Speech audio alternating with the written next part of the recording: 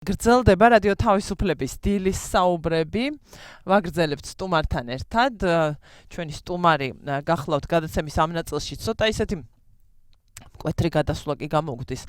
პირველ ნაწილში ბატონო ბუბა მოგესალმებით, ბუბა კუდავას წარმოგიდგენთ, ისტორიკოსი. გახლავთ ჩვენი სტუმარი პირველ ნაწილში ჩვენ ანაკლიის სპორტის პროექტზე ვლაპარაკობდით და მიმდინარე ამბებზე. და დრო და დრო ჩვენს ეთერებს ვუთმობთ ხოლმე ესეთ მნიშვნელოვან ამბებს, რაც შეეხება კვლევას, ისტორიის კვლევას. ხან ახლო ისტორიის, უახლესის, ხანაც უფრო შორის შესანიშნავი გამოცემა მიჭირავს ხელში მსმენელს და მაყურებელს შემდეგ უკვე ჩანაწერის ამ გადაცემის ვაჩვენებ. ტაოკლარჯეთი 2 დღის წინ იყო ამ გამოცემის 3 ენაზე არის ცალ-ცალკე წიგნი, გამოცემის პრეზენტაცია და ხელნაწერთა ეროვნული ცენტრის მიერ არის გამოცემული ეს 3-ენოვანი ნარკვევი. მე მეგონა ერთ იმაში იქნებოდა მოქცეული, მაგრამ არა, ესე ცალ-ცალკე დამოუკიდებელი გამოცემებია. მოდი დრო რომ არ დავკარგო და მსმენელს ბუნებრივია ურჩევნია თანარედაქტორი ბრძანდება ბატონი ბუბა ამ ნაშრომისა, ბატონ გოჩა საითიძესთან ერთად. მე დაგითმობთ თქვენ ეთერს.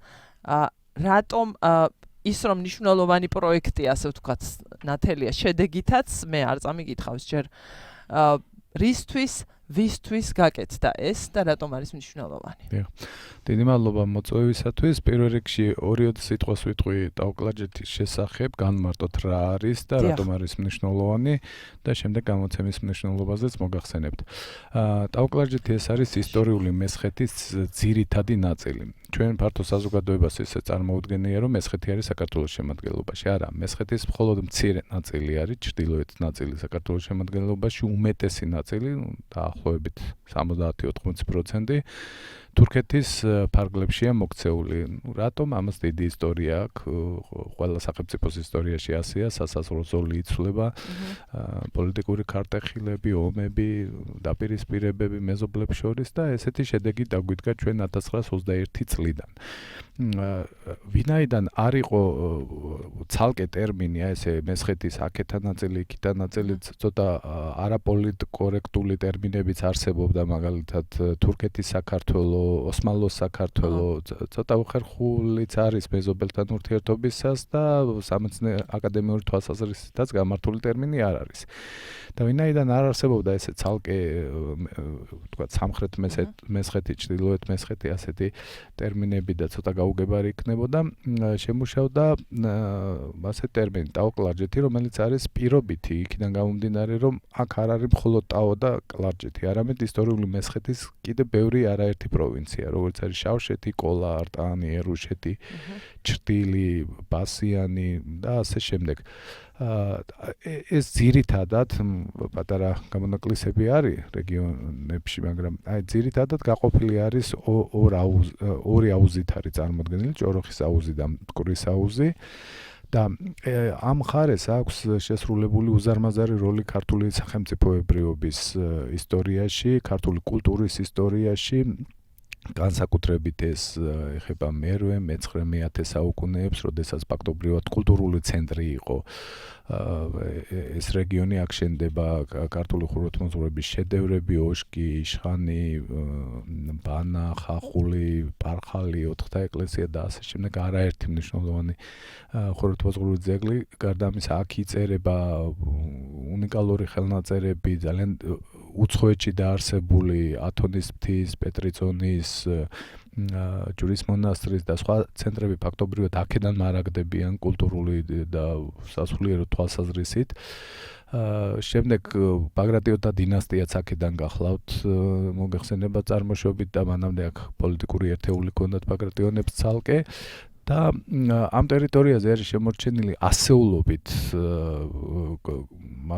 ათასობით კულტურული ძეგლი, მათ შორის ასეულობით ეკლესია, ასეულობით ციხესიმაგრე და ეს რეგიონი ძირითადად შეუსწავლელი იყო, ვინაიდან იყო რკინის ფარდა ჩამოფარებული ნატოსა და საბჭოთა კავშირის სხვათა შორის ეს ერთადერთი ზოლი იყო, სადაც ნატო უშუალოდ ემეზობლებოდა საბჭოთა კავშირს. აქედან გამომდინარე ქართველ მკვლევართათვის შეუძლებელი იყო იქ მუშაობა. მას შემდეგ რაც საზღვრები გაიხსნა, უკვე ძალიან ბევრი დაინტერესდა, ბევრი მკვლევარი, ფართო საზოგადოების ბევრი წარმომადგენელი ყოფილა, არაერთხელ ყოფილა, ორჯერ, სამჯერ, ხუთჯერ. და ამ ყოველი დღის წესრიგში დააყენა ისეთი გამოცემის საჭიროება, რომელიც, ვთქვათ, არსებულ ცოდნას თავს მოუყრიდა და ასე ვთქვათ, ასე თუ ისე კომპაქტურად წარმოადგენდა ამ მხარის ისტორიას და კულტურის შესახებაც შეუქმნიდა წარმოდგენას. 2015 წელს დავიწყეთ ამ პროექტის განხორციელება ხელნაწერთა ეროვნულ ცენტრში და სულ ახლახან დამთავრდა შოთა რუსთაველის ეროვნული სამეცნიერო ფონდის მხარდაჭერით განხორციელდა და პროექტის მიზანი იყო ასე ვთქვათ ფართო საზოგადოების სპეციალისტებისთვისაც, მაგრამ ძირითადად ფართო საზოგადოებისთვის აგვეხსნა ასე ვთქვათ შედარებით მარტივად, პოპულარული ენით რა არის დაოკლარჯეთი, რატომ არის მნიშვნელოვანი, რა გზა გაიარა მან და მისი კულტურის ძირითადი ასპექტები წარმოგვეჩინა. და საკმაოდ პრინციპული არის ის, რომ ასეთი ნაშრომი არ ქონდა აქამდე, მიუხედავად იმისა, რომ მეტნაკლებად ეს საკითხები ქართულ მეცნიერებაში ცნობილია, ასე შეჯამებულად ეს ცოდნა არ იყო წარმოდგენილი, მაგრამ უფრო მნიშვნელოვნად მიმაჩნია მე ამ ნაშრომის გამოცემა ინგლისურ და განსაკუთრებით თურქულ ენებზე. ქართულადაც არ ქონდა, წარმოიდგინეთ ახლა მით უფრო უცხო ენებზე როგორი დეფიციტია ზოგადად მოგეხსენებათ და აი განსაკუთრებით თურქული, იმიტომ აღვნიშნე, რომ ბოლო პერიოდში იგრძნობა დაინტერესება თურქი კოლეგებისა ამ ტერიტორიაზე არსებული ისტორიული ძეგლებით და მათთვის ქართული ლიტერატურა ძირითადად ხელმიუწვდომელია.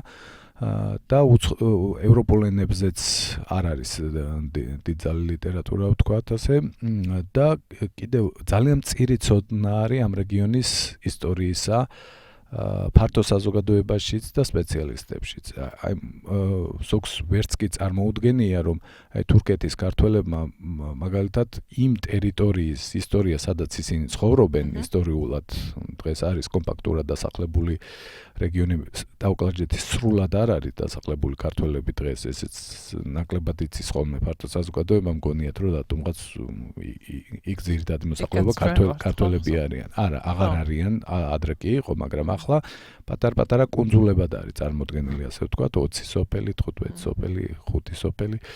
და აი იქ მოსახლე ქართველებმა ელემენტარული ისტორიაც არიციან თავიანთი მხარის, თქვენ წარმოიდგინეთ. აი საერთო წარმოდგენა არ აქვს ძირითად ნაწილს ერთეული გამონაკლისების გარდა. აი თითქმის იგივე უკეთესი მდგომარეობაა, მაგრამ არსებითად განსხვავებული სიტუაცია არ არის სპეციალისტებშიც, რომ ისტორიკოსები ამ რეგიონის ისტორიით დაინტერესებული სპეციალისტები ნაკლებად ყავთ თურქებს და ვინც არის იმათაც ძალიან ზოგადი წარმოდგენა აქვთ. აი ამ საქმეში აი ძალიან დიდ როლს შეასრულებს, დარწმუნებული ვარ, ეს გამოცემები, განსაკუთრებით როგორც ვთქვით, თურქული ვერსია. აი თქვენ წარმოიდგინეთ ბოლო პერიოდამდე და დღესაც ფართო საზოგადოებაში ბოლო პერიოდამდე სპეციალისტებში იყო წარმოდგენა ასეთი, ალბათ მავანი ამას განზრახავრცელებდა გარკვეული პოლიტიკური მოსაზრებებით. თითქოს აქ აგებული ეკლესია მონასტრები, ეს არის ყივჩაღური მემკვიდრეობა. ყივჩაღები თურქული მოდგმის ხალხია, მოგეხსენებათ და დავით აღმაშენებელმა რო ჩამოასახლა ყივჩაღები საქართველოში, თითქოს აქ დაასახლა და თითქოს შემდეგ ამ ყივჩაღებმა ააგეს ეს ქრისტიანული ტაძრები და ამიტომ არის აქ ამდენი ეკლესია მონასტერი, ასეთ წარმოდგენა არის დღემდე.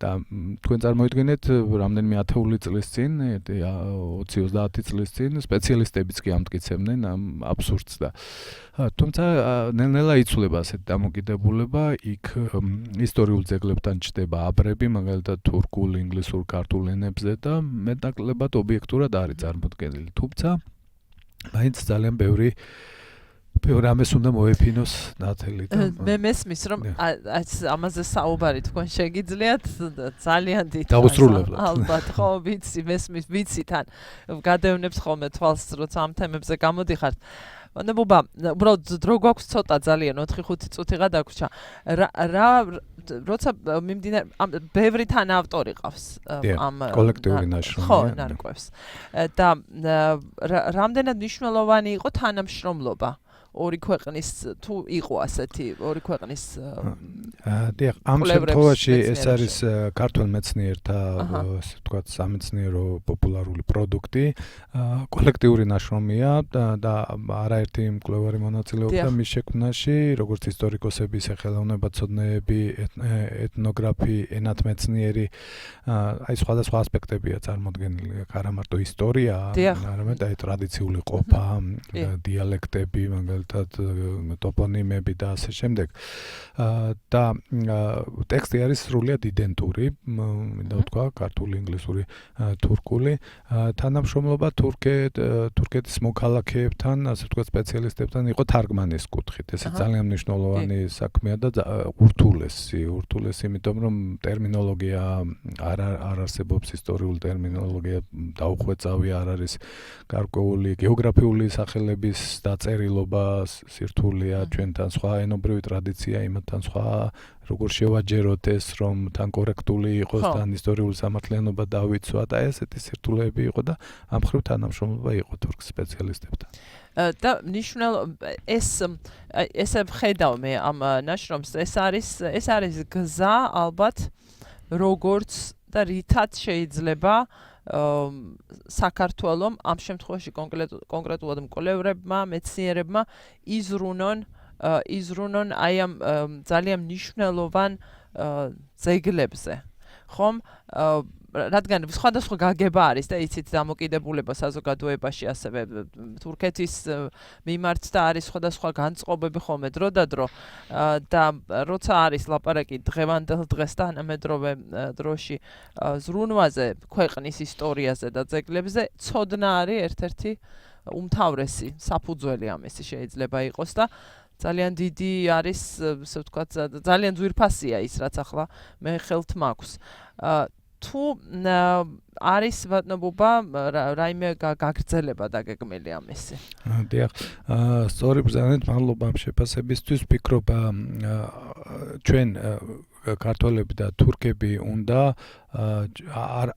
გაწყვეტილი ქონდა, ვთქვათ, თანაცხოვრების და თანაარსებობის და მეზობლობის ტრადიცია ფაქტობრივად გაწყვეტილი ქონდა, იმიტომ რომ კონტაქტი ფიზიკურად არ იყო. ეხლა ვსწავლობთ ბოლო 10 წლეულებია და მათ შორის ეხლა ვსწავლობთ სამეცნიერო თემებზე საუბარს და ეს კულტურა შემოდის ნელ-ნელა, რაღაცა შეიძლება ვიღაცისთვის მიუღებელი იყოს, მაგრამ მეცნიერება ეს არის, ვთქვათ, ისტორია ეს მოგწონს, არ მოგწონს, რაღაცა არის ფაქტები, არის ინტერპრეტაციები, კი ბატონო, ჩვენ შევეცადეთ ინტერპრეტაციები ნაკლები ყოფილიყო და მეტი ფაქტი ყოფილიყო აქა და ეს არის აუბრის დასაწყისი. ასევე ერთ-ერთი დასაწყისი, ასე ვთქვათ, ასევე მნიშვნელოვანია ეს გამოცემები იმ მხრივ, თქვენც აღნიშნეთ, რომ კულტურული ჩვენი ეს უკვე საერთო კულტურული მემკვიდრეობა, იმიტომ რომ მათ ტერიტორიაზეა და ჩვენი წინაპრების აგებულია, ასე ვთქვათ.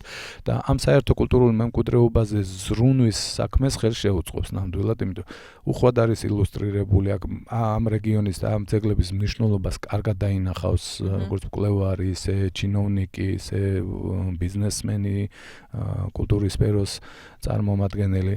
და მომავალს რაც შეეხება გაგრძელებას, მომავალში ვფიქრობთ ასევე, ვთქვათ, ფართო საზოგადოებისთვის შევქმნათ ტურისტული გზამკვლევი. თქვენ წარმოიდგინეთ, აი ამდენი დაინტერესებული ადამიანია ტურისტები, მომლოცველები, ტურებიც არის რაღაც ცალკეული გამოცემებიც, არ ვაკნინებ მათ მნიშვნელობას, მაგრამ აი სრულფასოვანი თანამედროვე, ვთქვათ, ტურისტული გზამკვლევი საჭიროება ნამდვილად არის და მომავალი გამოცემა ვფიქრობთ ასეთი უნდა იყოს. რა თქმა უნდა, ჯობია ეს კვალიფიციურმა ადამიანებმა გააკეთონ და რამდენად მისაწვდომია ეს არ არის ახლა ესეთი რა ვიცი, ალბათ ძალიან დიდი ტირაჟი ვერ ექნება, 9 წუთი დაგვჭირდა. დიახ, ტირაჟი პატარაა, შესაბამისად ეს რიგდება ძირითადად სპეციალისტებში, საჩუქრად, ვინაიდან ფონდის გამოცემაა და ვხვდებით, რომ ეს ცოტა არაპრაქტიკულია, აქედან გამომდინარე ჩვენ ავტორები და მათ შორის მეც გამომცემლობის დამფუძნებელი გახლავართ და ვფიქრობთ, უკვე ჩვენი ძალებით გამოვცეთ ფართო საზოგადოებისთვის ხელმისაწვდომად და რამდენიმე თვეში წიგნის ფესტივალზე მაისის ბოლოს უკვე ექნება მკითხვას. ესეც კარგი ამბავი კიდევ ერთი. ძალიან დიდი მადლობა ბუბა კუდავა გახდა ჩვენი სტუმარი და წარმოგიდგინეთ ისტორიულ-კულტურული ნარკვევი და ოკლარჯეთის გახლავთ თანარედაქტორი. აი ეს ხო სამ ენაზეა ქართულად, ინგლისურად და თურქულად. უღრმესი მადლობა მსმენელს მადლობა ასევე ყურადღებისთვის გემშვიდობებით ლაპარაკობს რადიო თავისუფლება.